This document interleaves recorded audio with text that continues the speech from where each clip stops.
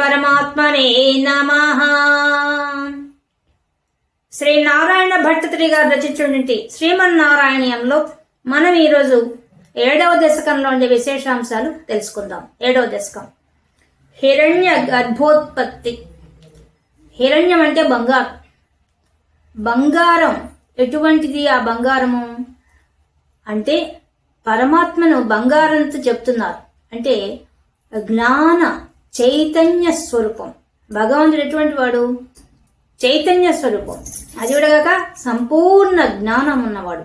అటువంటి ఆయన ఏ విధంగా ఈ సృష్టి ఉత్పత్తి ఏ విధంగా చేస్తున్నాడు హిరణ్య గర్భుడై అనే విషయాన్ని మనకు ఈ దశకంలో వివరిస్తున్నారు నారాయణ భట్టతిరి గారు. వివరిస్తున్నారు మరియు ఆ యొక్క గురువాయూరప్పను స్తోత్రం చేస్తున్నారు. స్తోత్రం చేస్తూ వివరిస్తున్నారు. ఏమని? ఏవం దేవ చతుర్దశాత్మక జగద్రూపేణ జాతః పునః తస్యోర్ధం ఖలు సత్యలోక నిలయే జాతోసి ధాతా స్వయం యం శంసంతి హిరణ్య గర్భం అఖిల త్రైలోక్య జీవాత్మకం యో భూత్ స్ఫీత రజో వికార వికసన్ నానాసి సృక్షారసః. ఓ స్వామి, నువ్వు ఎటువంటి వాడివంటే దేవా. దేవా అంటే దివ్య ప్రకాశ శక్తి గలవాడు. తాను స్వయం ప్రకాశ శక్తి గలవాడు, అన్నిటి ప్రకాశింపజేయగల శక్తి గలవాడు. అటువంటి ఓ దేవా, ఏవం ఈ విధంగా అంటే మనకు 6వ దశకంలో ఏం చెప్పారో దాన్ని కొనసాగిస్తున్నారు. ఏం చెప్పారు? 14 లోకాలు ఏ విధంగా ఏర్పడ్డాయి అనే విషయం చెప్పుకుంటూ వచ్చారు కదా. ఆ స్వామి రూపంగా ఎలా వచ్చారనే విషయం చెప్తారు. అంటే విరాట్ పురుషుని యొక్క జగదాత్మ రూపం చెప్పారు కదా. అలా ఉన్నటువంటి ఓ స్వామి, ఓ దేవా, ఈ విధంగా ఉన్న నీవు చతుర్దశ, చతు అంటే 4, దశ అంటే 10, 14 లోకాలుగా జగత్ రూపేణ ఒక అండంగా వచ్చి ఆ అండంగా మనకి ఒక బ్రహ్మాండం, ఆ బ్రహ్మాండంలోనే పరమాత్మే అన్నింటిలో చైతన్య శక్తిగా ప్రవహిస్తున్నాడు. అటువంటి జగత్ రూపంలో ఉన్నటి ఓ స్వామి జాత పొంది ఆ విధంగా 14 రూపాయలతో ఉండే బ్రహ్మాండంగా ఏర్పడిన నీవు పునః మరలా తస్యోర్ధం ఖలు, తస్య ఊర్ధ్వం పైన, ఊర్ధ్వభాగం పైభాగం, అన్ని లోకాల కంటే పై లోకమైనటువంటి సత్యలోక నిలయే, ఏదైతే 14 లోకాల పైన ఏముంది సత్యలోకం, ఆ సత్యలోకంలో నిలయం నిలవాస స్థానంగా ఏర్పరచుకున్నటువంటి వాడు ఎవరు? జాతోసి ధాతా స్వయం, స్వయం నీవే ఆ దాత అంటే ఆ బ్రహ్మదేవునిగా అవతరించావు. ఓ స్వామి, నీలో నుంచే వచ్చిన శక్తితో ఆ బ్రహ్మదేవుడు వచ్చాడు, నీలోంచి వచ్చాడు. వచ్చి ఆ సత్యలోకంలో కదా, సత్యలోకంలో ఉన్నాడు కదా ఆయన బ్రహ్మదేవుడు. అటువంటి ఆ పరమాత్మ, ఆ బ్రహ్మదేవుడు పరమాత్మపై నీలో నుంచి వచ్చారు. వచ్చి ఎం శంసంతి హిరణ్య గర్భం, ఆ బ్రహ్మదేవుణ్ణి ఏమంటున్నారు? శంసంతి, అటువంటి ఆ బ్రహ్మదేవుణ్ణి ఏమంటున్నారు? శంసంతి అంటే అంటున్నారు, ఏమంటారు? హిరణ్య గర్భం, హిరణ్య గర్భుడు అని అంటున్నారు అతన్ని. అఖిల త్రైలోక్య జీవాత్మకం, సమస్త అఖిల సమస్తమైనటువంటి త్రైలోక్య త్రిలోకాలు ఏవి? భూలోకం, పాతాళలోకం, స్వర్గలోకం, 3 లోకాలు. 3 లోకాలకు కూడా జీవాత్మకం, సమస్త జీవరాశి కూడా ఆత్మస్వరూపంగా ఉన్నటువంటి నీవు హిరణ్య గర్భుడుగా పేరు పొంది యో భూత్, అటువంటి నీవు ఎలా ఆయనలో ఆ బ్రహ్మదేవుని సృష్టి చేయాలనే ఒక కోరిక కలగాలి కదా. కోరిక కలిగితేనే కదా పని చేస్తాం. మనం కూడా ఒక పని చేయాలంటే ఏం చేస్తాం? వంట చేయాలంటే ఏం చేయాలా? మనకు సంకల్పం రావాలి, నేను చేయగలను అని ఒక ముందు నమ్మకం, తర్వాత చేయడానికి ఒక ఆలోచన, ఒక సంకల్పం, ఆ సంకల్పంతో చేయడం అనే క్రియ 3 జరగాలి కదా. ఇచ్ఛాశక్తి, జ్ఞానశక్తి, క్రియాశక్తి, స్వరూపిణి 3 జరగాలి. ఆ 3 జరగాలంటే ఒక పద్ధతి ప్రకారంగా జరగాలి. కాబట్టి ఏం చేస్తున్నట్టు? స్ఫీత రజో, ఆయనలో రజోగుణాన్ని ప్రేరేపించాడు పరమాత్మ. అంటే రజోగుణమే ఎందుకు? ఆయన మొట్టమొదటి మనకు ముందే చెప్పేశారు. 5వ దశకం అట్లంతా వివరించారు కదా. ముందు పరమాత్మలో ఉండే త్రిగుణాలలో ఒక మార్పు వచ్చి ఒక క్షోభ కలిగి, దాంట్లో మాయ కలిగి, మాయలో క్షోభ కలిగి, క్షోభలో వచ్చి త్రిగుణాలు పుట్టుకుంటూ వచ్చాయి. ఆ త్రిగుణాలలో రజోగుణం, రజోగుణం ఉంటే గాని మనం చేయగలమని ఒక సంకల్పం గాని, చేస్తామని ఒక నమ్మకం గాని, విశ్వాసం గాని మనకు కలగదు. అందువల్ల ఆ రజోగుణాన్ని ప్రసాదించాడు ఆ బ్రహ్మదేవుడికి పరమాత్మ. అప్పుడేమైపోయింది? వికార వికసం, ఆ వికారాలు పుట్టాయి. అప్పుడు అంటే ఏదైతే సృష్టి కార్యంలో ఏమేం కావాలో వాటికన్నిటికి కావాల్సిన వికారాలను కూడా మాయ మనకు ముందే చెప్పేశారు. ఇవన్నీ కూడా జ్ఞానేంద్రియాలు, కర్మేంద్రియాలు, అంతరేంద్రియాలు అవన్నీ ఎలా వచ్చాయి, త్రిగుణాత్మకంగా ఉండే వాటిలో తమో గుణం ఎలా ఉంది, సత్వగుణం ఎలా ఉంది, రజోగుణం ఎలా ఉంది, ఇవన్నీ ముందే వర్ణించేశారు. అలాంటి వికారాలతో కూడినటువంటి ఆ సృష్టి చేయాలనే ఒక సంకల్పం, ఆలోచన ఆయనకు కలిగించాట. వికసించింది ఆయనలో. ఆ యొక్క బుద్ధి ప్రేరణ జరిగి సృక్షారస, ఆ సృష్టి చెయ్యాలని, ఒక రచన చేయాలనే బుద్ధి ఆయనకు కలిగింది ఆ బ్రహ్మదేవుడికి. ఆ బ్రహ్మదేవుల్లో ఆ ప్రేరణ కలగడానికి, ఆ ఆలోచన రావడానికి కారణము పరమాత్మ ఆయనలో రజోగుణాన్ని ప్రేరేపించాడు. ఆ రజోగుణం వల్ల ఆయన సృష్టి చేయాలనే ఒక సంకల్పం కలిగి సృష్టి చేయడానికి మొదలు పెడుతున్నాడు. మొదలు పెట్టాలంటే ఎలా? ముల్లోకాలలో ఉండే వాళ్ళందరూ అన్నింటిలో కూడా ఆ జీవనంలో ఆత్మస్వరూపంగా పరమాత్మ ఉండాల్సిందే, అంతకు మించి వేరే అవకాశం లేదు. కాబట్టి అటువంటి పరమాత్మ, ఆ ముల్లోకాలలో కూడా జీవాత్మకున్న పరమాత్మ, ఆ యొక్క దాత ఆ బ్రహ్మదేవుల్లో సంకల్ప శక్తిగా ప్రేరేపించారు అని మొదటి శ్లోకంలో స్వామి నువ్వు చేసావు కదయ్యా అని గురువాయూరప్పని స్తోత్రం చేస్తున్నారు నారాయణ భట్టతిరి గారు.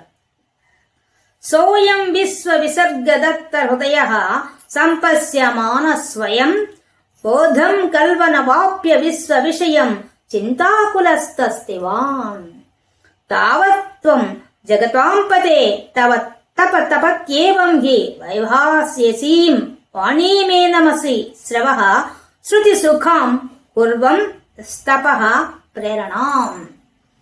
తవ ప్రేరణం, నీ యొక్క ప్రేరణ వల్లే. ఓ స్వామి, నువ్వు ఎప్పుడైతే ఆ బ్రహ్మదేవుడికి ఒక సంకల్పం కలిగించావు రజోగుణం ద్వారా, ఏం కలిగించావు? సృష్టి చెయ్యాలి. ముల్లోకాలు ఏర్పడ్డాయి, వాటిల్లో మళ్ళీ జీవం పుట్టాలి. అది ఎలా సృష్టి చెయ్యాలి అనే విషయం గురించి ఒక రజోగుణం ద్వారా సంకల్పాన్ని కలిగించాయి నీవే. ఓ స్వామి ఏం చేస్తున్నావు?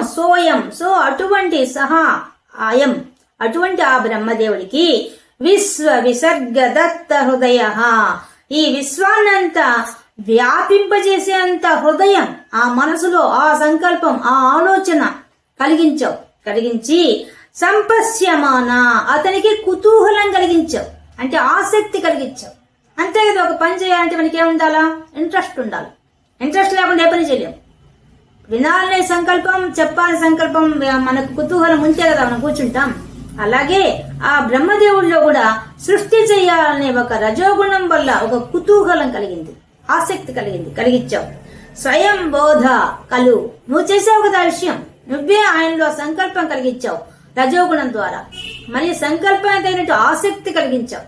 సంకల్పం కలగచ్చు, కొంతమంది కొంతసేపు మొదలుపెట్టి వదిలేస్తారు, కానీ ఆ ఇంట్రెస్ట్ ఉంటే ఏం దాటేంత వరకు చేస్తుంటారు. అలాంటి ఇంట్రెస్ట్ కలిగించాడు పరమాత్మ. అనవాప్య విశ్వ విషయం, కానీ ఎంత ఆలోచించినా అనవాప్య తెలుసుకోలేకపోయాడు, తికమక పడిపోతున్నాడు బ్రహ్మదేవుడు. నువ్వేమో సంకల్పం కలిగించావు, కుతూహలం కలిగించావు, కానీ ఆయనకేమో ఎలా చెయ్యాలనే విషయం గురించి మాత్రం ఒక క్లారిటీ లేదు. ఆలోచన తీవ్రంగా ఉంది. ఎలాంటి ఆలోచన అది? చింతాకుల బాగా కుదింపు చేస్తోంది ఆయన ఆలోచన.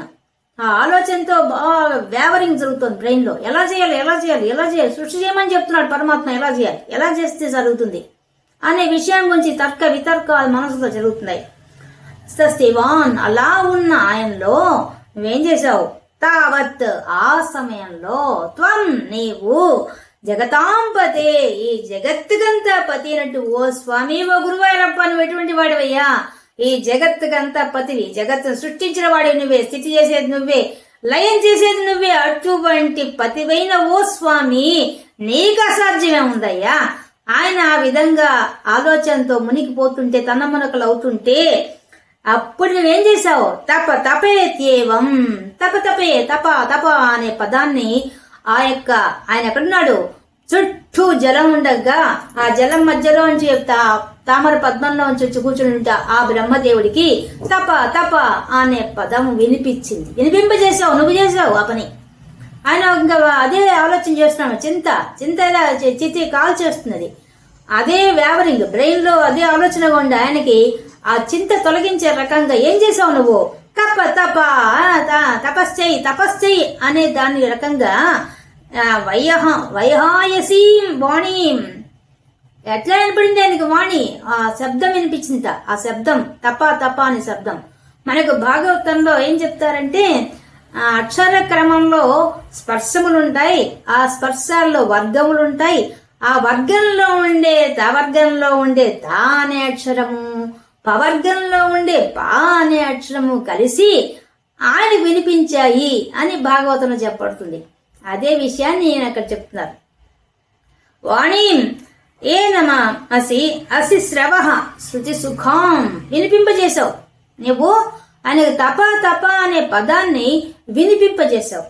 అది ఎలా ఉంది, శృతి సుఖాం వినడానికి చాలా ఆనందంగా ఉంది, మధురాతి మధురంగా ఉంది, వినసొంపుగా ఉంది. ఆ తప తప అనే రెండు అక్షరాలతో కూడిన ఆ రెండు మాటలే ఆ చెవుల్లో పడంగానే ఆయన ఆనంద పారవస్యంలో మునిగిపోయాట. అంత మధురంగా ఉందట ఆ మాటలు విని. శృతి సుఖాం కుర్వన్ నువ్వు గురి చేసావు ఆ పని చేసి స్వామి. ఆయనకి తపస్సు అనే దాని గురించి ఎలా చేయాలి అనే దాని గురించి నువ్వు ఆయనకి ఆ చేసే పద్ధతి ప్రకారం చేసే విధానాన్ని వినిపింపజేశావు. ఆ వినడం వల్ల ఆయనకి శృతి సుఖాం వింటుంటే ఆనంద పారవస్యంలో మునిగిపోయాడు. తపః ప్రేరణం నువ్వు తపస్సును ప్రేరేపించావు కదా స్వామి. ఎంతటి వాడివయ్యా నువ్వు. ఆయనలో రజోగుణంలో ప్రవేశపెట్టావు, రజోగుణంతో సంకల్పం కలిగించావు, సంకల్పంతో మళ్ళీ కుతూహలం కలిగించావు, కుతూహలంతో పాటి చింతన కలిగించావు. ఆ చింతన పోగొట్టడానికి కోసంగా తపా తప అనే పదాలు వినిపించావు కదయ్యా. ఆ పదాలు కూడా ఎలా ఉన్నాయి స్వామి, విందుగా ఉన్నాయి కదయ్యా. ఎంత బాగా వినిపించావు స్వామి ఆయనకి. పైన నీ ప్రేరణతో ఆయన తపస్సు చేసే శక్తి కూడా ఇచ్చావు కదా తండ్రి. ఎంత గొప్పవాడివయ్యా. ఆ బ్రహ్మదేవుడికి ఈ విశ్వరచన చేసే దాంట్లో ఇంతగా ప్రోద్బలం చేస్తూ ఇంతగా ప్రేరేపిస్తూ సహకరిస్తున్నావు ఓ స్వామి. ఏమని వర్ణించాలయ్యా నీ గురించి అని స్తోత్రం చేస్తున్నారు నారాయణ భట్టతిరి గారు. కౌసౌ మాం వదత్ పుమానితి జలాపూర్ణే జగన్మండలే దిక్షు ద్వీక్ష కిమప్పి అనిక్షితవత వాక్యార్థం ఉత్పశ్యత దివ్యం వర్ష సహస్రమాత్త తపసా తేన త్వమారాధితః తస్మై దర్శితవానసి స్వనిలయం వైకుంఠం ఏకాద్భుతం. ఈ విధంగా ఆ తపా తపా అనే పదం వినిపించడమే కాకుండా ఏం చేసావు స్వామి నువ్వు, వాక్యార్థం ఆ రెండు పదాల్లో ఉండే ఆ అర్థాన్ని కూడా ఆయనకు స్ఫురింపజేశాడు. ఆ తపస్సు ఎలా చేయాలనే బోధ కలిగించాడు. అంటే బుద్ధి రూపేణ సంస్థిత, బుద్ధి రూపంలో కూర్చొని ఆయనకి ఆ తపస్సు ఎలా చేయాలి, తన ఇంద్రియాలను ఏ విధంగా నిగ్రహించుకోవాలా, బుద్ధిని ఏ విధంగా ఏకాగ్రత చెయ్యాలా, ఏ విధంగా ధ్యానం చేయాలా, ధ్యానం ద్వారా తపస్సు ఎలా చేయాలి అనే దాన్ని స్ఫురింపజేశాడు భగవంతుడు. చేస్తే ఉత్పశ్యత ఆ విధంగా నువ్వు బుద్ధిని ప్రేరేపించిన తర్వాత కౌసౌ కానీ పరమాత్మ అప్పటిదాకా ఏమైపోయింది, నువ్వు ప్రేరేపించేంత వరకు ఏమైపోయింది ఆ యొక్క బ్రహ్మదేవుడి పరిస్థితి. కౌసౌ ఎవరిక్కడ, ఎవరు పలుకుతున్నారు ఈ తపా తప అనే పదం, అద్భుతంగా ఉంది. అది కూడా మాం నాకు అవదత్ ఎవరైనా నాకు వినిపిస్తున్నారు. ఈ శబ్దాన్ని ఎవరు వినిపిస్తున్నారు, ఆ తపా తప అనే శబ్దాన్ని ఎవరు వినిపిస్తున్నారు, ఇంత శ్రావ్యంగా ఉండేదాన్ని ఇంత చెవులకు ఇంపుగా ఉండే పదాలని ఎవరు పలికిస్తున్నారు, పుమానితి ఎవరు నాకు చెప్తున్నారు ఇక్కడ అనేసి ఆయన జలాపూర్ణే జగన్మండలే, ఈ జగత్తంతా కూడా నీటితో నిండిపోయినది కదా. మరి ఈ నీటిలో నుంచి వస్తున్న ఈ శబ్దం ఎక్కడి నుంచి వస్తుంది, ఈ అశరీరవాణి ఆకాశవాణి పలికిన ఈ తపా తప అనే పదము ఎవరు నాకు చెప్తున్నారు, ఎలా అనిపిస్తోంది నాకు, ఎక్కడి నుంచి వస్తుంది ఈ శ్రావ్యమైన యొక్క స్వరం అనే విషయాన్ని ఆయన తర్జన భర్జనలు పడ్డాడు. ఆ బ్రహ్మదేవుడు పడి దిక్షు ద్వీక్ష కిమపి అనిక్షితవత, నన్నే దిక్కులకు చూశాట. 10 దిక్కులకు కింద పైన 4 దిక్కులు 4 మూలలు అంతా చూశాట. ఎక్కడ ఎవ్వరూ కనిపించలేదు. ఆ స్వరం మాత్రం వినిపించింది, కానీ ఆ స్వరం ఎక్కడి నుంచి వచ్చింది, ఎలా వచ్చిందనే మాత్రం ఆయనకి అనిశ్చితవత, తెలుసుకోలేకపోయాడు. ఎలా వచ్చింది ఆ శబ్దం మాత్రం తెలియదు, కానీ శబ్దం మాత్రం విన్నాడు. అది చాలా శ్రావ్యంగా ఉంది. ఆ విధంగా ప్రేరణ కలిగించి తపస్సు చేసే శక్తి కూడా నువ్వే. అప్పుడు ఆ విధంగా ఆయన ఆలోచిస్తూ ఉన్న సమయంలో ఆయనకి వాక్యార్థం, ఆ యొక్క పదం, ఆ పదం ఏందో, ఆ తపస్సు అంటే ఏందో స్ఫురింపజేశాడు. బుద్ధికి స్ఫురింపజేసి ఆ బుద్ధి ద్వారా ఆయన ఏం చేస్తున్నాడు, ఏ విధంగా తన ఇంద్రియాలను నిగ్రహించాలి, ఏ విధంగా తన మనస్సు బుద్ధి అన్నిటినీ ఏకాగ్రత చేసి ధ్యానం చేయాలనే స్థితిని ఆయన కల్పించాడు. పరమాత్మ కల్పిస్తే అప్పుడు ఆయన తపస్సు చేశాట. ఎలా? దివ్యం వర్ష సహస్రం. ఆయన దివ్య వర్షాలు అంటే వాళ్ళే మనలాగా వర్షం సంవత్సరం, మన సంవత్సరాలకి దేవత సంవత్సరాలకి తేడా ఉంటుంది. మనకి ఇక్కడ 360 సంవత్సరాలు అయితే వాళ్ళకి 1 సంవత్సరం. అటువంటివి సహస్రం అని అనంతమని చెప్పొచ్చు, 1000 సంవత్సరాలు, 1000 సంవత్సరాలు అని చెప్పొచ్చు. సహస్రం అంటే 1000 కూడా వస్తుంది. అలా తీసుకోవడానికి లేదు. అనేక 1000 సంవత్సరాలు తపస్సు చేశాడు ఆ బ్రహ్మదేవుడు. ఆత్త తపస్స, ఆ తపస్సు చేత తేన త్వం ఆరాధిత, ఆ తపస్సుతో ఆ బ్రహ్మదేవుని చేత నువ్వు ఆరాధించబడ్డావు. త్వం ఆరాధిత, నువ్వు ఆరాధించబడ్డావయ్యా. స్వామి ఎన్ని జన్మలు చేస్తున్నావయ్యా, నువ్వు సృష్టి చేయాలని సంకల్పం కలిగించడం ఏంది, రజోగుణంతో కోరిక కలిగించడం ఏంది, కుతూహలం కలిగించడం ఏంది, చింత కలిగించడం ఏంది, ఆ చింతలో నుంచి మళ్ళీ ఆయనకి తప వినిపించడం ఏంది, వినిపించింది కాకుండా దానికి అర్థాన్ని స్ఫురింపజేయడం ఏంది, ఆయన చేత 1000 సంవత్సరాలు తపస్సు చేయించడం ఏంది. ఏమి ఘనకార్యమయ్యా, ఏం చేశావు, అద్భుతంగా చేయించావు. ఆయన చేత చేయిస్తే ఆయన ఆరాధించాడు నిన్ను. అప్పుడు ఆయన ఆరాధించాడు. అంటే మానవులమైన మనం కూడా అంతే. మనకు కూడా భగవంతుడి పట్టుకోవాలని బుద్ధి కలగాలన్నా కూడా ఆ భగవంతుని యొక్క అనుగ్రహం కావాల్సిందే. ఆయన అనుగ్రహం లేకుండా చేతులెత్తి నమస్కరించలేం భగవంతుడికి. అలాంటి బుద్ధి కూడా ప్రేరేపించింది భగవంతుడే. కాబట్టే మనం పొద్దున్న లేచి భగవంతుడి కోరుకోవాలి. మా బుద్ధిని ప్రచోదనం చేయమని చెప్పే గాయత్రి మంత్రంతో కోరుకుంటాం. అలా మనం కూడా కోరుకోవాల్సిందే. ఆ బ్రహ్మదేవుడికే తప్పలేదు, మనమెంత ఇంకా.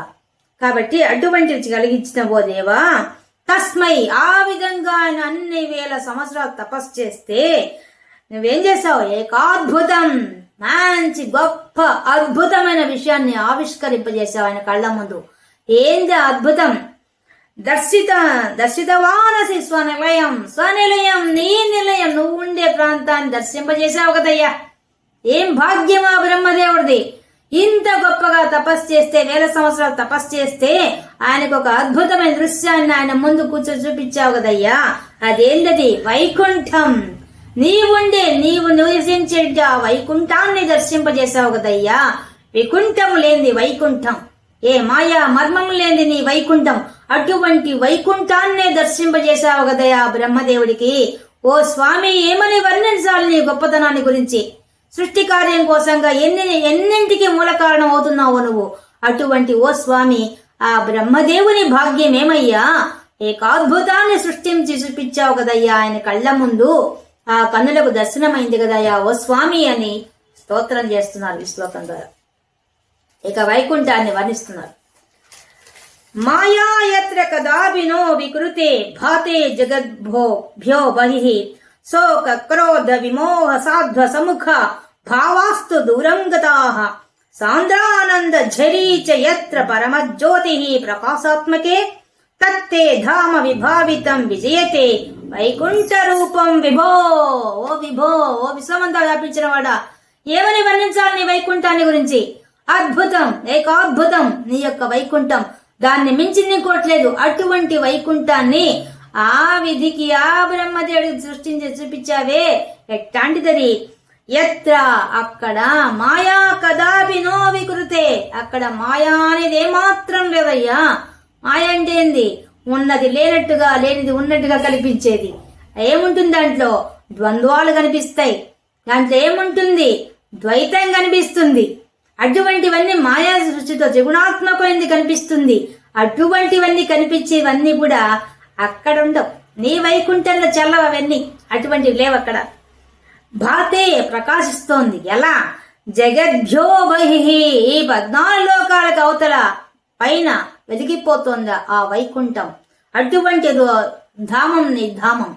అక్కడ ఏముంది? శోక క్రోధ విమోహ, శోకం లేదు, దుఃఖం లేదు, క్రోధ కోపం లేదు, విమోహ మోహం లేదు, సాధ్వసముఖ మరణం జననం అటువంటివి ఏవీ లేవు. అన్నిటికీ మించిపోయింది అది. అన్నిటికీ మాయా మర్మాలు ఎటువంటిది లేనిది. అటువంటి నీ వైకుంఠ రూపాన్ని భావాస్తు దూరాంగతాహ, దూరం, అటువంటి భావాలన్నీ దూరం అయిపోతాయి. ఆ వైకుంఠం ఎటువంటిది? అందులో కామ క్రోధ లోభ మోహ మదమాశ్చర్యాలు అటువంటివి, మరణం జననం అటువంటివి గాని ఎటువంటి స్పర్శ మాత్రం కూడా లేనటువంటివి, ఏ మాత్రం కూడా లేనటువంటివి, అతన్ని దూరమైన ఆ భావాలతో ఉన్నటువంటి ఆ వైకుంఠం దర్శించాడయ్యా బ్రహ్మదేవుడు. చూపించావు. ఎలాంటిది ఇంకా అది? సాంద్రానంద ఝరి. అక్కడ ఏముంటుంది? సాంద్రానందం, దట్టమైన ఆనందం. ఆనందం తప్ప ఇంకేముండదు. అది కూడా ఎలా ఉంటుంది? ఝరి, ఒక ప్రవాహం లాగా ఉంటుంది. ఎంత ప్రవాహం అది! అది ఇలా ఇంత అని చెప్పలేం. దాని అసచ్చిత్ ఆనంద రూపం, అదే సదాత్మకమైన రూపం. అటువంటి రూపము ఎటువంటిది? చైతన్య స్వరూపం. ఆ చైతన్య ప్రవాహంతో ఉన్నది, ఆ జ్ఞానానందమైనది. అటువంటి ఓ స్వరూపంతో ఉన్న ఆ వైకుంఠం ఆనందం తప్ప ఇంకోటి లేదు. బ్రహ్మానందమే అక్కడ ఉండేది. ఎత్ర పరమజ్యోతి, నువ్వెలా ఉన్నావు అక్కడ? స్వయం ప్రకాశ శక్తితో వెలిగిపోతున్నావు, జ్యోతి స్వరూపంతో వెలిగిపోతున్నావు. అంతేనా? ప్రకాశాత్మకే, ప్రకాశించేవాడిని కూడా ప్రకాశింపజేస్తున్నావయ్యా. ఏమిందయ్యా నీ యొక్క వెలుగు, నీ దివ్యమైన కాంతి ఎలాంటిది! ఆ వెలిగేవాడిన సూర్యుడిని, చంద్రుడిని, అగ్నిని కూడా వెలిగింపజేసేంత గొప్ప కాంతి. అటువంటి పరమ జ్యోతిస్వరూపైన ఓ దేవా, నీ వైకుంఠం అలా ఉంది. అటువంటి తత్తే ధామ, అటువంటి ధామం నీ చోటు. నీ చోటు ఎటువంటిది? ఆ విధంగా తనకు తానే ప్రకాశించేది. దాన్ని ఎవరు వెలిగించాల్సిన అవసరం లేదు, అదే వెలుగుతుంది. దాన్ని ఎవరు వెలిగించాల్సిన అవసరం లేదు. అటువంటి వెలుగుతో ఉన్నది, వెలిగే వాటికి వెలుగు ఇచ్చేటువంటిది, ఏ మాయా మర్మం లేనిది, కామ క్రోధ లోభ మోహ మదమాశ్చర్యాలు లేనిది. అటువంటిదయ్యా నీ ధామం. అటువంటి ధామం విభావితం, వైభవంతో వెలిగిపోతోంది. అటువంటి ఆ యొక్క ధామాన్ని విజయతే వైకుంఠ రూపం. అది వైకుంఠ రూపమయ్యా. నీ రూపం, నీ నివాస స్థానమైన వైకుంఠం ఎటువంటిది? ఇంత గొప్పది స్వామి, వైభవపేతంగా వెలిగిపోతోందయ్యా. అటువంటి నీ వైకుంఠ రూపానికి జయము జయము జయము స్వామి. ఏమి ఎన్నిసార్లు జయం చెప్తే తప్పే ఉంది. ఏమని వర్ణించాలి ఇంకా ఇంతకంటే? జయమని చెప్పడం తప్ప అదొక్కటే తక్కువ మాట. అది కూడా అంతే అంటున్నాను. అంటే ఆ మాట అంటే మాకు కూడా జయం కలుగుతుంది అంటున్నాను స్వామి. కానీ ఆ మాట చాలా అల్పమైంది స్వామి. కానీ వైకుంఠం అద్భుతమైన స్వామి, అద్భుతం. యస్మిన్ నామ చతుర్భుజ హరిమణి శ్యామావదాతి ద్విషో నానాభూషణ రత్న దీపిత దిశో రాజా విమానాలయా భక్తి ప్రాప్త దధా విదోన్నత పదా దివ్యంతి దివ్యాజనా తత్తే ధామ నిరస్త సర్వ సమలం వైకుంఠ రూపం జయేత్. ఓ స్వామి, ఇంక నీ వైకుంఠంలో ఉండే జనులు ఉంటారయ్యా. ఆహాహా, ఏముంటారు? దివ్యజనాహ. ఓ దివ్య జనులు, అక్కడ ఉండేవాళ్ళు ఎలాంటి వాళ్ళు? వాళ్ళు కూడా ప్రకాశంతో వెలిగిపోయేటువంటి ఆ జనులు ఉన్నారు ఆ ప్రాంతంలో. వాళ్ళు ఎలా ఉన్నారు? మనకు భాగవతంలో కూడా ఇది చక్కగా వర్ణిస్తారు. ఆ వైకుంఠంలో ఉన్నటువంటి భవనాలు ఎలా ఉన్నాయి, అక్కడ ఉన్న జనులు ఎలా ఉన్నారు, అంత మనకు భాగవతంలో వర్ణించిన విషయాన్ని ఈయన ఒక్క శ్లోకంలోనే పూర్తిగా చెప్పేస్తున్నారు. యస్మిన్ నామ చతుర్భుజ, వాళ్ళందరికీ ఏముంటుంది? 4 చేతులు ఉంటాయి. అక్కడ ఉండే జనులందరూ ఎట్లాంటి వాళ్ళు అంటే, వాళ్ళు సాలోక్యం సారూప్యం ముక్తి పొందిన వాళ్ళు, మామూలు వాళ్ళు కాదు. ఎట్లాంటి వాళ్ళు? భక్తి ప్రాప్త తథా విధోన్నత పద. వాళ్ళు ఎటువంటి వాళ్ళు? భక్తి తత్పరులు. వాళ్ళ మించిన భక్తి లేని వాళ్ళు, భక్తిలో టాప్ మోస్ట్. అటువంటి వాళ్ళు భక్తి తత్పరులు. ఇంకా భక్తి తప్పే వేరే తెలియదు వాళ్ళకి. అటువంటి వాళ్ళు తథా విధోన్నత పద, వాళ్ళు గొప్ప పదవిని పొందేశారు. సారూప్యం సాలోక్యం 2 పొందేశారు వాళ్ళు. అటువంటి వాళ్ళు అంటే నీ రూపాన్ని పొందారు, నీ లోకాన్ని చేరుకున్నారు, నీ లోకమైన వైకుంఠ రూపం చేరుకున్నారు. నీ రూపమైనటువంటి నీ యొక్క దివ్యమంగళ రూపాన్ని వాళ్ళు పొందారు. పొంది ఎలా ఉన్నారు వాళ్ళు? యస్మిన్ నామ చతుర్భుజ, వాళ్ళకు 4 చేతులు ఉన్నాయి. హరిమణి శ్యామావదాతి దిశో, వాళ్ళు ఎలా ఉన్నారు?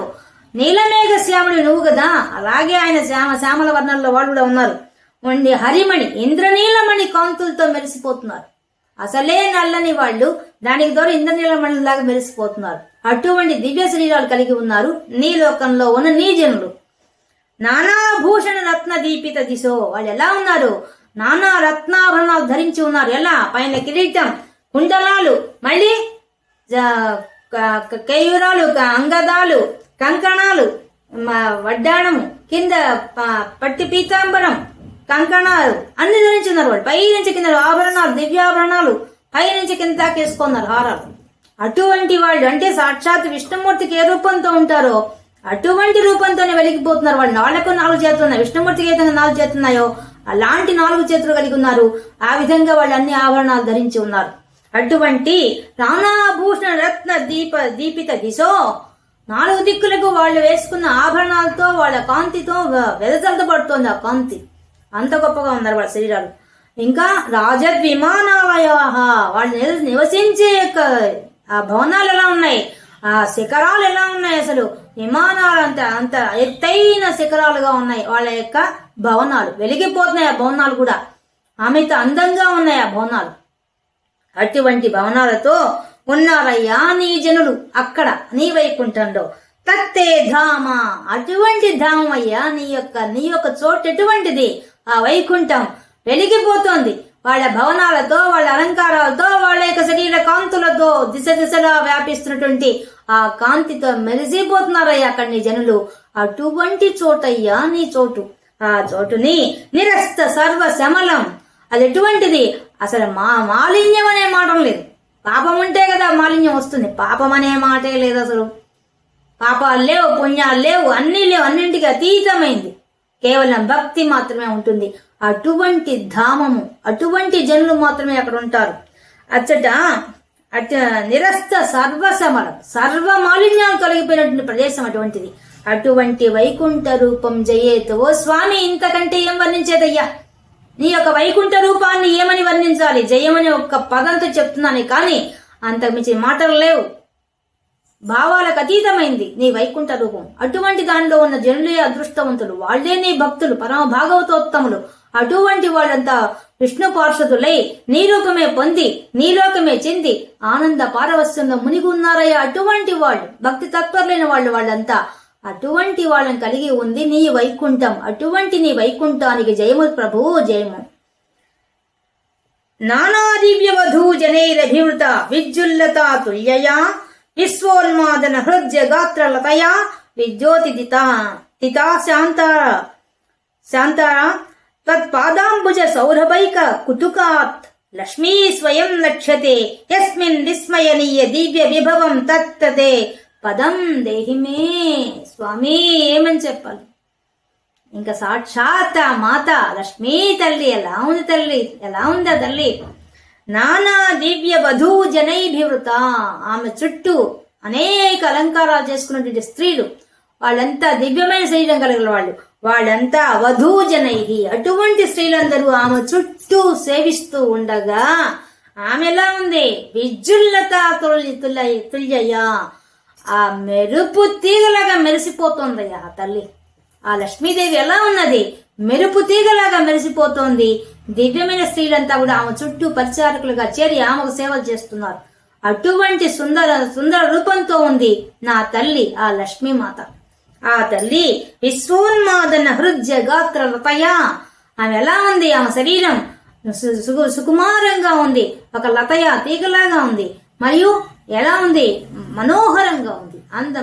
మనసు చూడంగానే ఆమె మీద భక్తి పారవస్యంతో నమస్కరించాలనే, ఒక తల్లికి నమస్కరించాలనే భావం కలిగించే రకంగా మనోహరమైన దేహంతో ఒక విద్యుల్లతలాగా, ఒక తీగలా, మెరుపు తీగలాగా మెరిసిపోతూ ఉంది ఆ తల్లి.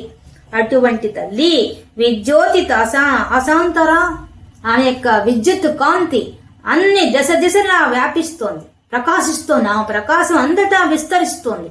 అటువంటి దివ్యమంగళ స్వరూపంతో ఉంది ఆ తల్లి. ఆమె ఏం కోరుకుంటోంది స్వామి? తత్పాదాంబుజ సౌరభైక కుతుక, ఆమె ఏం కోరుకుంటోంది? నీ పాద పద్మాల్లోంచి వచ్చే సురభి, ఆ యొక్క పరిమళం, ఆ సుగంధం పరిమితమంటి, ఆ గంధ పరిమితంతో కూడుకున్నట్టు ఆ సువాసనను ఆఘ్రాణించాలనే కుతుక, ఆ ఆసక్తి కలిగి ఉంది, ఇంట్రెస్ట్ కలిగి ఉంది ఆమె. అటువంటి ఆ తల్లి కుతుకాత్, అటువంటి ఆ తల్లి లక్ష్మీ స్వయం లక్ష్యతే. ఆ లక్ష్మీదేవికి స్వయంగా లక్ష్యం ఏముందయ్యా అంటే ఎప్పుడు ఏం కోరుకుంటుందామా? నీ పాదాల చెంత కూర్చొని నీ పాదాలు ఒత్తుతూ నీ పాదాల దగ్గర ఉండి ఆ దివ్య పరిమళాన్ని ఆఘ్రాణించాలని ఎల్లప్పుడూ కోరుకుంటుంది ఆ తల్లి. అందుకనే మేం పాదార్చనకు ఎవరిని చెప్పాలంటే లక్ష్మీదేవిని చెప్పుకుంటాం మా భూలోకంలో మేము. కాబట్టి ఓ స్వామి, అటువంటి ఆ తల్లి నీ పాదాలను ఒత్తి దాని ద్వారా వచ్చే ఆ ఘ్రాణాన్ని, ఆ యొక్క పరిమళాన్ని ఆఘ్రాణించాలని కోరికతో ఉన్న ఆ తల్లిని ఆమె ఎలా ఉంది, ఆ వైభవం ఎలా ఉంది అక్కడ చుట్టూ దివ్యాంగులంతా సేవిస్తూ ఉండగా ఆమె విద్యుల్లతగా మెరిసిపోతున్న ఆ తల్లిని చూశాం. యస్మిన్ విస్మరణీయ దివ్య విభవం. స్వామి, అటువంటిదయ్యా నీ వైకుంఠం, ఎటువంటిదయ్యా? స్వయంగా లక్ష్మీదేవి వచ్చి నీ పాదాల దగ్గర అర్చన చేస్తోందే, అటువంటి దివ్య వైభవంతో వెలిగిపోతున్న ఆ వైకుంఠం అంత గొప్పది. నీ యొక్క భక్తులు అలాగే ఉన్నారు, అక్కడ జనులు అలాగే ఉన్నారు, ఆ తల్లి ఆ లక్ష్మీదేవి కూడా అలాగే ఉందయ్యా. కాబట్టి దివ్య విభవం, దివ్య వైభవంతో వెలిగిపోతోంది, దివ్య శోభతున్నది ఆ వైకుంఠం. అటువంటి ఆ దివ్య శోభితమైన ఆ యొక్క వైకుంఠాన్ని స్వామి, నాకు కూడా ఒక కోరిక స్వామి. ఆ బ్రహ్మదేవుడు ఇంతటి భాగ్యాన్ని పొందాడే, ఆ వైకుంఠాన్ని దర్శింపజేసావు కదా ఆయనకి. ఆయన ప్రేరణ కలిగించింది నువ్వు, ఆలోచన ఇచ్చింది నువ్వు, తపస్సు చేసే శక్తి ఇచ్చింది నువ్వు. ఆ తపస్సు ద్వారా ఆయనకి ఏకాద్భుతమైన వైకుంఠాన్ని చూపించావే స్వామి. నేను కూడా ఆ భాగ్యాన్ని నోచుకోలేదా? అంత మాత్రం నాకు లేదా స్వామి?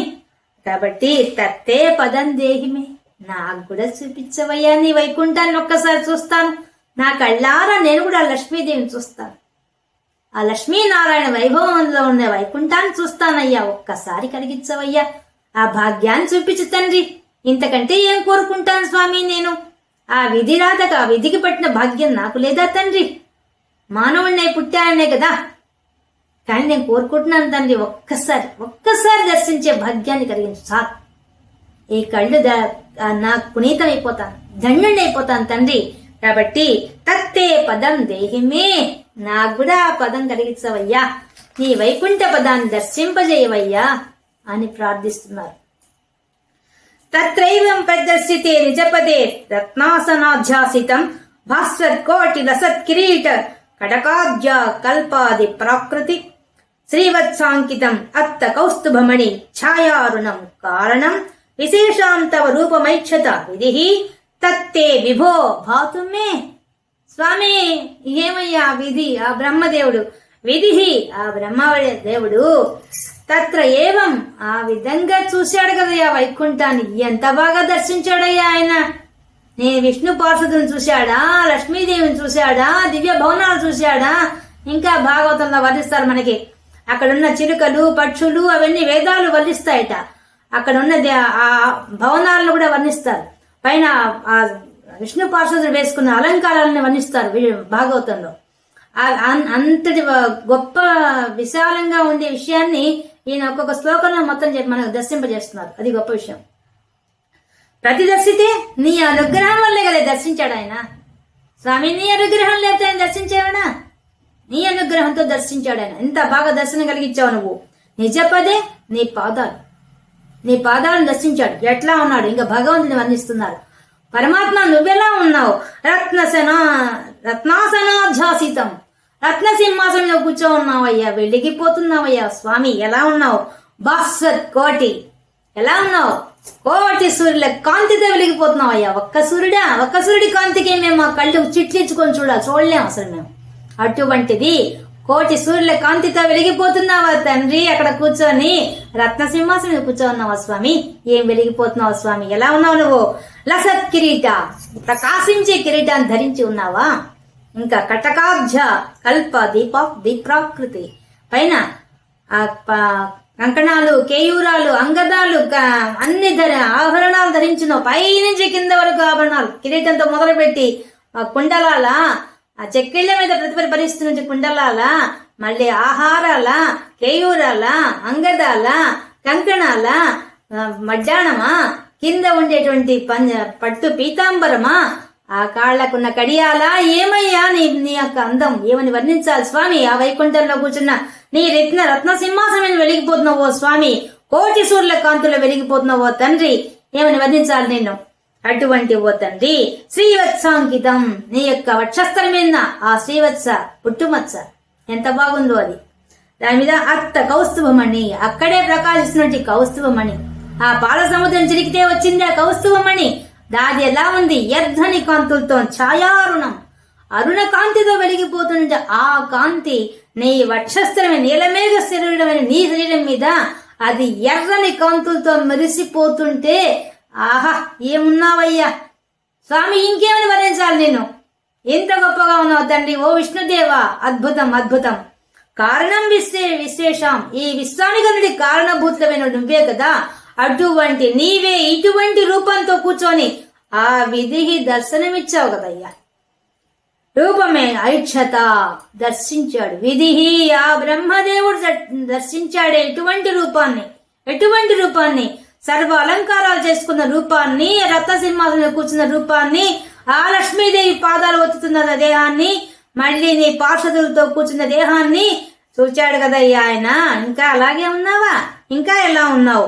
కోటి సూర్యుల కాంతిలో వెలిగిపోతున్నావే, అటువంటి నిన్ను శ్రీవత్సాంగతో ఉన్న వాడిని కౌస్తుభమణితో అరుణవర్ణంతో మెరిసిపోతున్న నీ వక్షస్థలాన్ని దర్శించాడే ఆ విధి భాగ్యమేం భాగ్యం. కాబట్టి స్వామి నేను నిన్ను అడుగుతున్నాను, తత్తే బాతుమే, నాకు కూడా ఆ భాగ్యాన్ని కలిగించు. అంత దివ్యమైన ఒక పక్క ఆయన ధ్యానంలో దర్శిస్తున్నాడు నారాయణ భట్టతని, కానీ మనకు దర్శింపజేస్తున్నాడు. మనకు దర్శింపజేస్తూ ఆయన దర్శిస్తూ మళ్ళీ భగవంతుని ప్రార్థిస్తున్నారు. నాకు కూడా అటువంటి భాగ్యం కావాలంటే మనం చదివితే మనమే అడుగుతున్నట్టు లెక్క ఈ శ్లోకాలు. భాతుమే స్వామి, నాకు కూడా ఆ భాగ్యాన్ని కలిగించవయ్యా. ఆ విధికి పట్టిన భాగ్యం నాకు కూడా కావాలి. నేను కూడా వైకుంఠానికి రావాలి. ఆ వైకుంఠంలో వెలిగిపోతున్న నీ కోటి సూర్యుల కాంతితో వెలుగుతున్న నీ యొక్క దివ్యమంగళ స్వరూపాన్ని నేను కూడా దర్శించాలి. ఆ లక్ష్మీమాతను దర్శించాలి. నాకు ఆ భాగ్యాన్ని కలిగించండి అని అడుగుతున్నాడు. కాళాంబోధ కలయా కోమల రుచాం చక్రేణ చక్రం దిశాం ఆవృణాన్ ముదార మంద హసిత స్యంద ప్రసన్నాననం రాజత్కంబు గదారి పంకజధర శ్రీమద్భుజాం మండలం సృష్టికరం వపు తవ విభో మద్రోగ ముద్వాసయేత్. స్వామి నీవు ఎలాంటి వాడివి? అంత మండలాలే ఉన్నాయి అక్కడ. ఆ వైకుంఠంలో ఏ మండలాలు ఉన్నాయి? కాళాంబోధక కలయా కోమల రుచాం చక్రేణ. ఎలా ఉంది నీ యొక్క దివ్యమంగళ స్వరూపం? కాళాంబోధ నీలమేఘ అప్పుడే తొలకరి జల్లు కురిపిస్తాయి సిద్ధంగా ఉన్నటువంటి నల్లని మేఘం ఎలా ఉంటుందో ఆ విధంగా మెరిసిపోతున్నావు తండ్రి. కలయా కోమల రుచాం, ఇంకా ఎలా ఉన్నావు? ఆ కలుపులాగా కోమల రుచాం, చాలా సుకుమారంగా ఉన్నావు. చక్రేణ మండలం, ఆ మండలంగా ఉన్నావు కదయ్యా. నీలమేఘ స్వరూపుడు వై సుకుమారుడు వై ఆనంద పారవస్యంలో ముంచే దివ్యమంగళ రూపంతో కూర్చో ఉన్నావు కదయ్యా స్వామి. చక్రం దిశాం ఆవృణం, దశ దిశలా నీ యొక్క కాంతి వెదజల్లబడుతోంది కదయ్యా. ఎంత కాంతిది ఆవరించిపోయింది నీ కాంతి అంతా దశ దిశగా. అది ఎలా ఉంది? ఉదార మంద హసిత స్యంద ప్రసన్నాననం. నీ ముఖం ఎలా ఉంది? ప్రసన్నంగా ఉంది. ప్రసన్నానం, ఆనందం అంటే ముఖం. నీ ముఖం ప్రసన్నంగా ఉంది. ఆ ముఖంలో ఎలా ఉంది? ఉదార మంద హసిత, ఆ దయ కురిపించుతుందా అన్నంత రకంగా నీ ముఖం మీద చిరునవ్వు వెలిగిపోతుంది. మందహసిత, నా చిరునవ్వు ఎలా ఉంది? ఆ దయను కురిపిస్తోంది. కారుణ్యంతో నిండి ఉందయ్యా నీ యొక్క స్యంద, నిండిపోయినది. అక్కడేముంది? ఆ చిరునవ్వు ఎలా ఉంది? అది కరుణను కురిపిస్తుందా అన్నంత ముద్దుమో మీద చిన్న చిరునవ్వు అద్భుతంగా ఉందయ్యా నీ చిరునవ్వు. అటువంటి ఓ స్వామి ఇంకా రాజత్ ప్రకాశిస్తున్నాయి. ఏంది? కంబు ఒక పక్క శంఖం పట్టుకున్నావు, గద ఇంకో పక్క గద పట్టుకున్నావు, ఇంకో పక్క అరి చక్రం పట్టుకున్నావు, ఇంకో పంకజ ధర ఆ బురదలో పుట్టిందే పద్మం, దాన్ని ఒక చేతిలో పట్టుకున్నావు. 4 చేతులు 4 పట్టుకున్నావు. పట్టుకొని శ్రీమద్భుజా మండలం, నీ యొక్క 4 మండల శరీరంలోని 4 భుజాలు ఈ 4 ధరించి దర్శనమిస్తోంది స్వామి. అలాంటి రూపం నీ రూపం. సృష్టు, ఆ యొక్క బ్రహ్మదేవుడికి ఈ విధంగా కనిపించావయ్యా. రక్త సింహాసనం కూర్చున్నావా, అలంకారాలు చేసుకున్నావా, అంతా కాకుండా ఆయనకి ఎలా దర్శనం ఇచ్చావు? నీ దివ్యమంగళ స్వరూపాన్ని కింది నుంచి పై దాకా దర్శింపజేసావు. ఎలా? అది కూడా దయను చిందిస్తూ. ఎందుకు? నీ యొక్క చిరునవ్వు దయను కురిపిస్తోంది. ఎందుకు? ఆ బ్రహ్మదేవుడు నీ కోసం తపన పడి తపస్సు చేశాడుగా, అందుకని ఆనందం చెంది తృప్తి చెంది ఆయన తృప్తి పడే రకంగా, తుష్టికర, ఆయన తృప్తి పడే రకంగా. ఎవరు? ఆ బ్రహ్మదేవుడు. ఆయన తృప్తి పడే రకంగా నీ దివ్యమంగళ స్వరూపాన్ని ఏమి దర్శింపజేశావయ్యా? విభో, ఓ విశ్వమంతా వ్యాపించిన వాడా, నీ యొక్క అందమైన స్వరూపాన్ని ఒక రూపం లేని వాడు ఒక రూపం తీసుకొని అందుకు విభో పదం ఎక్కువ ఉపయోగిస్తున్నారు. అండ్ విశ్వమంతా వ్యాపించిన ఒక రూపం లేదు, కానీ రూపంతో కనిపిస్తున్నావు ఆయనకి. ఎలాగా? చతుర్భుజుడిపై కనిపిస్తున్నావు. కనిపించి 4 చేతుల్లో కూడా శంఖము, గద, చక్రం, పద్మం ధరించి దర్శనమిస్తున్నావు. ఇచ్చిన నీవు మరి ఆయనకే తపన పడితే ఆయన తాపత్రయాన్ని తీర్చావు కదా నువ్వు. అన్ని వేల సంవత్సరాలు తపస్సు చేస్తే ఆయనకు తృప్తి కలిగించే రకంగా, పైన తృష్టికర, తృప్తి కలిగించే రకంగా నీ దర్శనం చూపించావు లేదా? మరి నేనేం చేశానయ్యా? మేము మాత్రమే ఆ భాగ్యాన్ని నోచుకోలేదా స్వామి? కాబట్టి నేను కూడా నేను అడుగుతున్నాను, ఏమని? మద్రోగం ఉద్వాసయత్, నేను కూడా ఒక దాని చేతి పీడించబడుతున్నాను. ఆయన ఒక దాని తపన పడ్డాడు తపస్సు కోసం, సృష్టి చేయాలని దాని కోసం తపన పడ్డాడు. నేను ఒక దాన్ని తప్పబడుతున్నాను. ఏం తపన పడుతున్నాను? నేను ఒక దాని చేతి పీడించబడుతున్నాను రోగం చేత, అందువల్ల తపన పడుతుంది. అది నాకు అది అవసరం లేదు. నా దేహం నాకు సహకరించలేదు నీకు పూజ చేయడానికి. ఆయన ధ్యానం చేశాడు. ధ్యానం చేయడానికి నీ అనుగ్రహం పొందాడా లేదా? నీ అనుగ్రహంతోనే కదా ఆయన దర్శించాడు ఇంత బాగా. నీ అనుగ్రహం ఉంటే కదా, నా పీట పోతేనే కదా నేను మాత్రం నీకు సేవ చేస్తాను, నేను దర్శిస్తాను, నేను తపస్సు చేస్తాను. నా ఇంద్రియాలు సహకరిస్తేనే కదా నీకు తపస్సు చేస్తాను, లేకపోతే ఎలా చేస్తానయ్యా? కాబట్టి మా ద్రోగం ఉద్వాసయత్, నా రోగాన్ని హరించి పడేసి. నువ్వు ఎప్పుడైతే రోగాన్ని తొలగిస్తావో నేను అడిగేది కూడా నీకు సేవ చేయడానికి, నేను కోరుకునే నీకు పూజ చేయడానికి, నిన్ను ఆరాధించడం కోసం, నేను ధ్యానించడం కోసమే.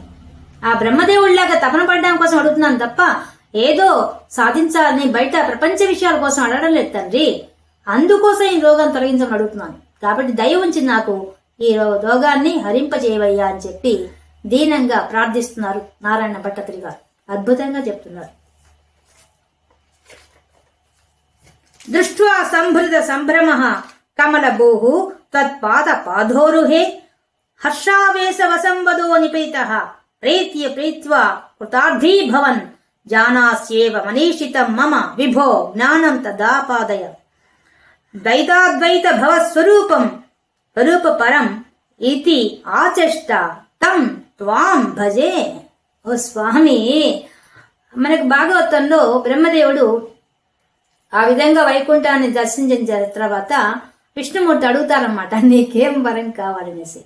అడిగినప్పుడు ఆయన ఒక నవ్వు నవ్వి ఆయనకి అసలు ఆనంద పాలసన మునిగిపోయి పాదాలను పడిపోతాడు. బ్రహ్మదేవుడు పడిపోయేసి ఆయన అడగంగానే, నా మనసులో ఏమో నీకు తెలియకుండా ఉందయ్యా, నువ్వు మీ మాయాలోరుడు కాబట్టి ఎందుకు అడుగుతున్నావు నన్ను అని అడుగుతాడు కూడా. అప్పటికి కూడా అంటే నీకు మర్యాద ఇవ్వాలి కదా, నీ అంతటి వాడు వచ్చి నాకు వరం ఏం కావాలని అడిగినప్పుడు నేను నిన్ను కూడా గౌరవించి, ఆ మాటను గౌరవించి నేను అడగాలి కదా, అందుకని అడుగుతున్నా అని చెప్పి ఆయన అడుగుతాడు.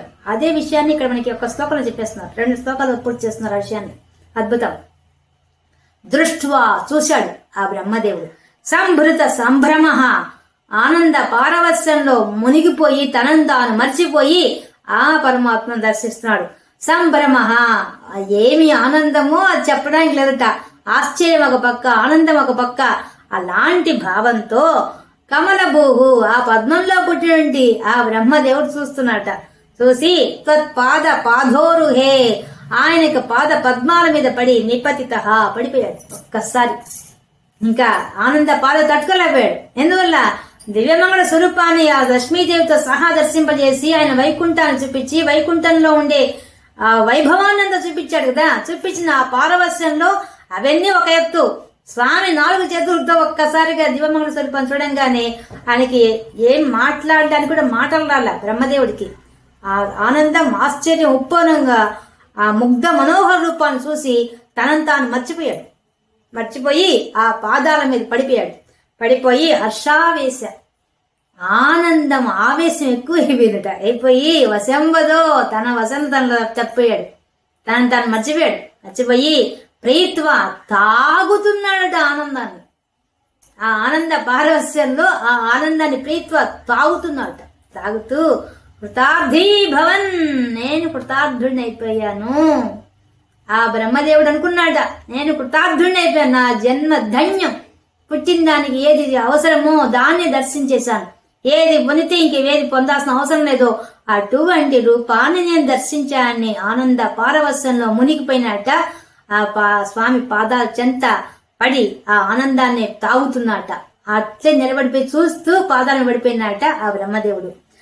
అప్పుడు ఆయన అడిగిన దానికి జవాబు చెప్తున్నాడు.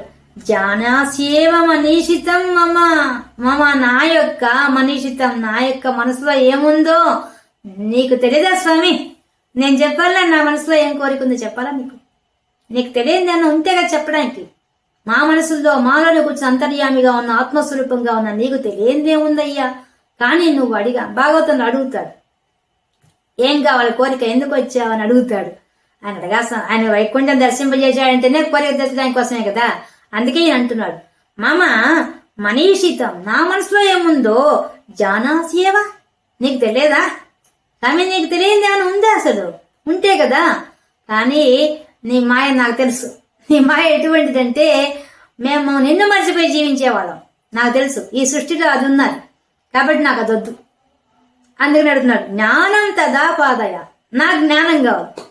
నాకు తెలుసు నీ సంగతి, నువ్వు మాయాలోడివి, నువ్వు మాయాను సృష్టించావు. మాయ వల్ల త్రిగుణాలు వస్తాయి, త్రిగుణాలలోంచి మేము సప్త రజస్తమో గుణాలతో మునిగి తేలుతూ ఉంటుంది ఈ జగత్తంతా కూడా.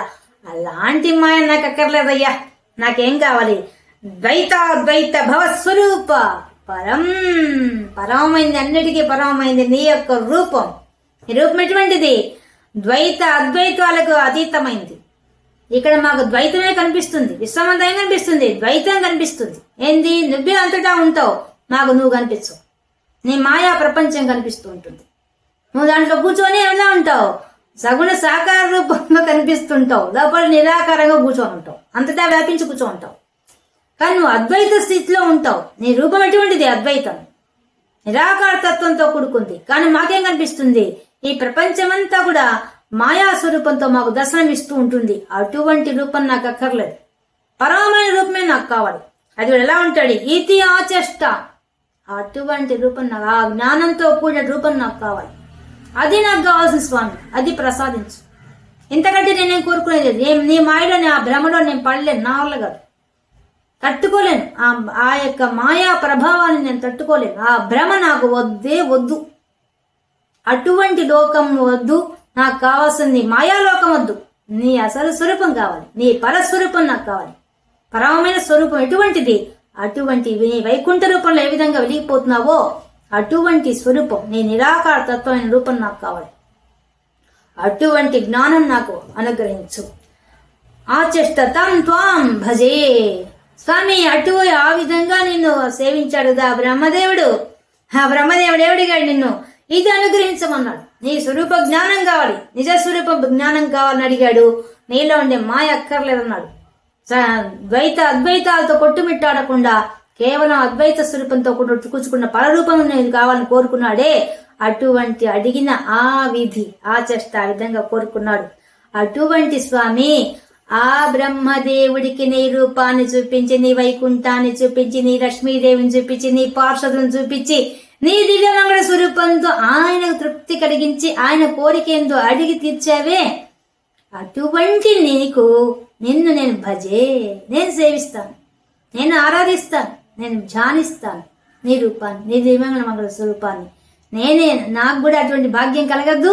అందుకని నిన్ను కూడా నేను భజిస్తున్నాను, సేవిస్తున్నాను, ఆరాధిస్తున్నానయ్యా, అర్థిస్తున్నాను మహాప్రభో అంటున్నాడు నారాయణ భట్టతిరి.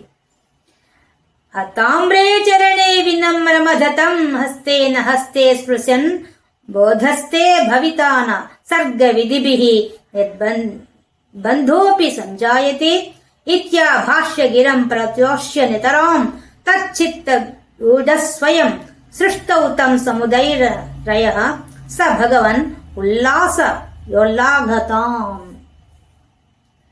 అడుగుతున్నాడు ఇంకా అసలుదైన చివరి శ్లోకం. ఆయన ఎప్పుడు భగవంతుడిని ఏ విధంగా అడగాలో మనకు తెలియదు.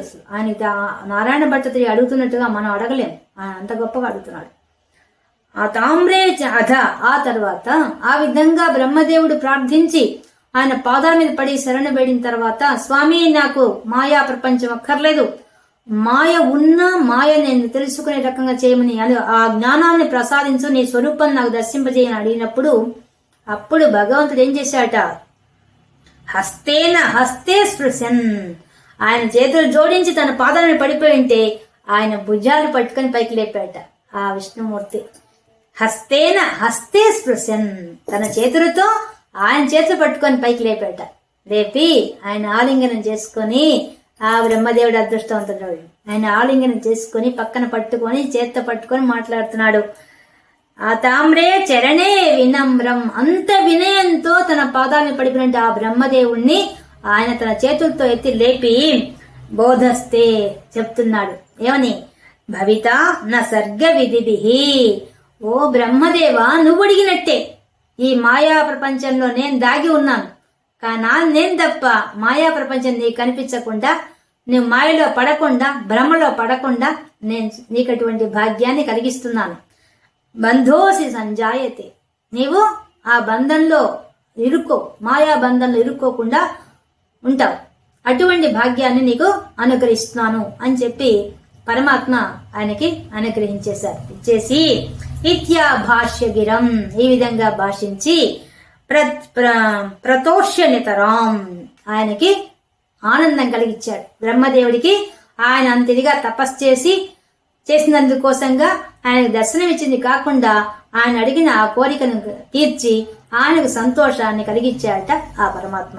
కలిగించి నితరాం, అంతకన్నా అతిశయించినటువంటి ఆయన ఇంకా భాగవతంలో అడుగుతాడు. ఏమని, స్వామి నువ్వు సృష్టి చేయమన్నావే, సృష్టి చేయడం నాకేం తెలుసయ్యా, నీ సృష్టి ఏందో, నీ సృష్టి నిర్మాణం ఎలా చేయాలి నాకేం తెలుసు, నేనంతటి వాడిని, కాబట్టి అది కూడా నువ్వే నిర్వహించు అని చెప్తాడు భాగవతంలో. అదే విషయాన్ని ఇక్కడ చెప్తున్నాడు ఈయన కూడా. కాబట్టి అప్పుడు ఏం చేశాడు, నితరాం అతిశయించినటువంటి తచ్చిత్త గూఢ స్వయం, ఆయనగా బ్రహ్మదేవుల్లో ఆయన అంతర్యామిగా ప్రవేశించాడు. గూఢ రహస్యంగా స్వయంగా తానే ఆయన చిత్తంలో ప్రవేశించాడు.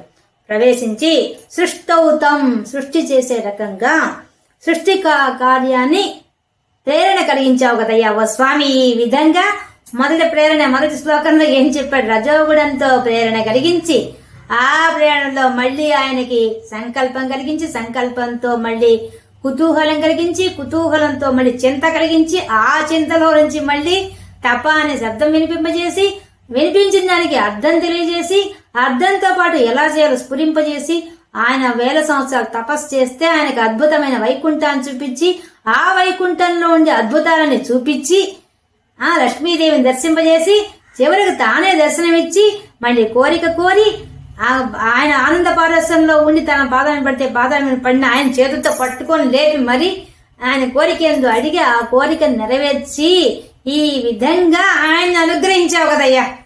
ఏం భాగ్యం అవి బ్రహ్మదేవుడిది, ఎంత బాగా అనుగ్రహించావని, ఎంత ప్రాసెస్ జరిగింది నీ హిరణ్య గర్భస్థితి ఇది. ఇలా చేసావు నీ హిరణ్య గర్భస్థితి అని మొత్తానికి ఆయనలో ప్రవేశించేసావు.